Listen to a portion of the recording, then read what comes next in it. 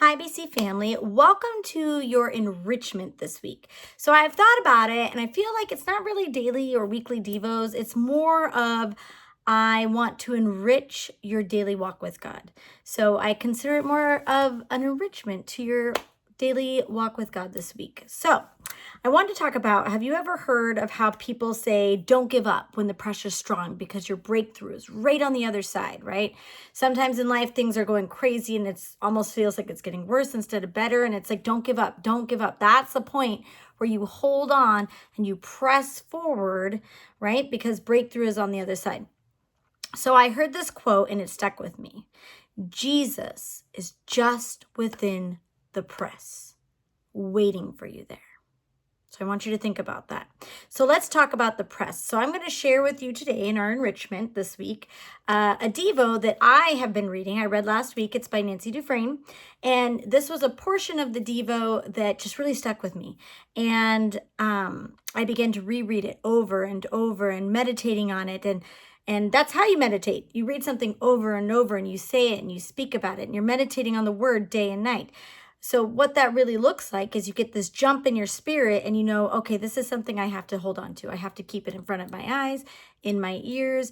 And it means each time that you're listening and reading it and speaking it, you're watering that seed that's in your heart. You're growing that word that the Holy Spirit showed to you. And out of the abundance of your heart, your mouth begins to speak. Right? And that's how you change things, right? You use your faith voice and you create the world that you walk in. So let's look really quick at Mark 5, 25 through 29. And this is going to be the King James Version for a reason. So it's a little bit funky English, but we're going to go there. And a certain woman, which had an issue of blood 12 years, and had suffered many things of many physicians, and had spent all that she had, and was nothing bettered, but rather grew worse, when she had heard of Jesus, came in the press behind, and touched his garment. For she said, if I may touch but his clothes, I shall be whole. And straightway the fountain of her blood was dried up, and she felt in her body that she was healed of that plague. So I use the King James Version because of the verbiage where it says she had heard of Jesus and came in the press behind. So in the press refers to a massive, tight crowd that was pushing and shoving and pressing in on Jesus. They called it in the press. And this woman saw Jesus. She had heard of Jesus, but she knew she needed to touch him. She needed something more. She saw him, she heard of him, but she needed something more. But there was one thing stopping her in that moment, and it was the press. So the press, again, is that massive crowd, right? Just like the saying goes, when you hold on tight, when the pressure is the strongest, because breakthrough is right on the other side. So many times our answer is right there. It's in sight, but it looks unreachable because of the press. Okay. So she had seen Jesus. She heard of Jesus. She sees him, but the obstacle is the press, right? That's in front of her.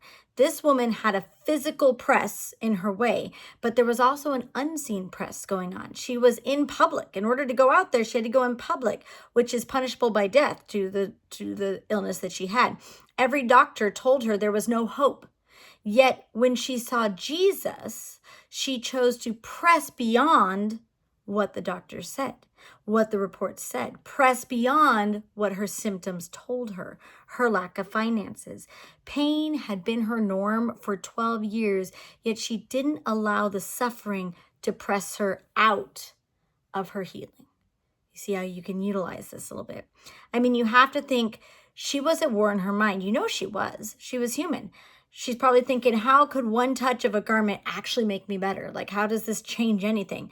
But she pressed on into the press because she believed in him. She believed if she could just touch it, everything would be better. And I also love this.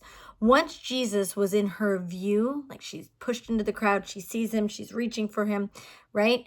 Once Jesus was in her view, the press was hardly noticeable. When we keep Jesus at the front and center in our eyes, then the press or the pressure of our circumstances won't be as noticeable either.